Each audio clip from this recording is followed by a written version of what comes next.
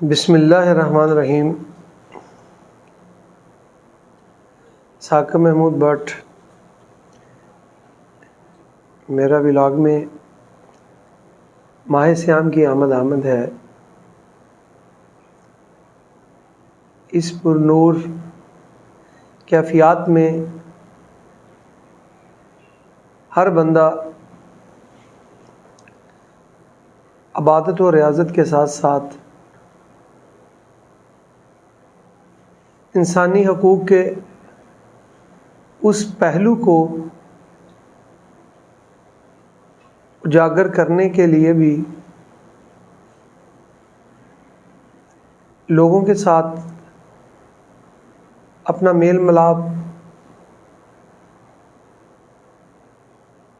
ایسا رکھتا ہے کہ ہر کوئی اس کی حاجت روائی جو ہے اس کو پورا کر سکے۔ ماہ صیام کے موقع پر ایک میسج کنوے کرنا چاہوں گا کہ ہمارے ارد گرد کے ماحول میں خصوصاً ماہ صیام میں لوگوں کی ایک مڈ بھیڑ ہوتی ہے جو ہمارے دروازوں پر اور ہمارے چوک اور چراہوں پر نظر آتی ہے۔ وہ خواتین کی صورت میں ہوتی ہے، بچوں کی صورت میں ہوتی ہے اور مردوں کی صورت میں ہوتی ہے۔ یہ ماہ صیام سے پہلے ہمیں صرف گداگری کی صورت میں نظر آتی ہے، لیکن وہ سفید پوش طبقہ جو کہ ماہ صیام میں ہی نظر آتا ہے، حقیقت میں ماہ صیام میں جہاں عبادات کا سلسلہ چلتا ہے وہاں پہ انسانی حقوق کی بھی بات جو کی جائے تو اس میں بھی ایک ہمیں ایسا عنصر نظر آتا ہے جو اسلام نے ہمیں حقیقی پہلو دیا ہے کہ ہم دوسروں کی عزت نفس مجروح کیے بغیر جو ان کی ضروریات زندگی ہیں ان کو پورا کر سکیں۔ ماہ صیام میں جو مڈ بھیڑ نظر آتی ہے وہ حقیقت میں وہ مزدور اور دیہڑی دار طبقہ ہوتا ہے کہ جو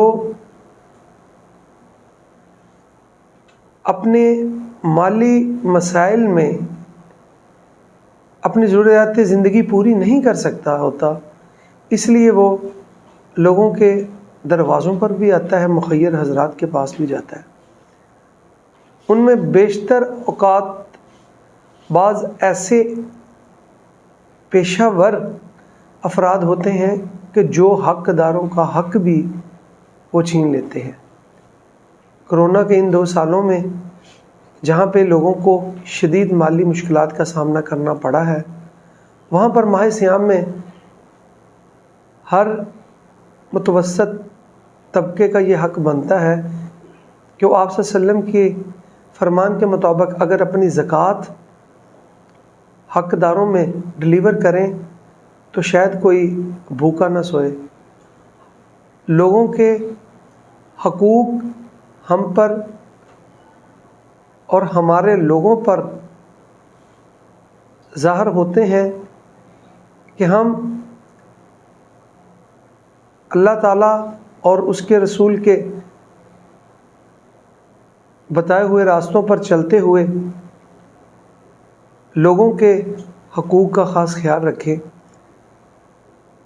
جھڑکنے کی بجائے ایک ہاتھ لیں دوسرے ہاتھ دیں، کوئی ایسا صدقہ خیرات، کوئی زکوٰۃ فطرانہ جو بھی بنتا ہے وہ اس طرح دے کہ آپ کے رائٹ ہینڈ سے دے رہے ہیں اور لیفٹ کو پتہ نہ چلے۔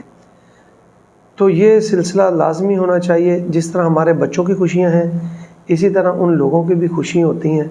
ہمیں اپنی کوششیں بروئے کار لا کر لازمی اس ماہ صیام میں ان لوگوں کو فیسیلیٹیٹ کرنا چاہیے کہ جو حقیقی طور پر آپ کے اشاروں کے منتظر ہوتے ہیں۔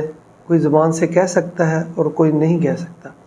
سب سے پہلے رشتہ دار ہیں، پھر ہمسائے ہیں اور پھر اور لوگ ہیں کہ جو آپ کی اس محبت کے حقدار ہوتے ہیں جن کو ہم ٹھکرا دیتے ہیں۔ میرا یہی ولاگ ہے کہ ہمیں اپنے ارد گرد محسوس کر کے لوگوں کی ضروریات کو پورا کرنے کے لیے اپنا کردار ادا کرنا چاہیے. Thank you.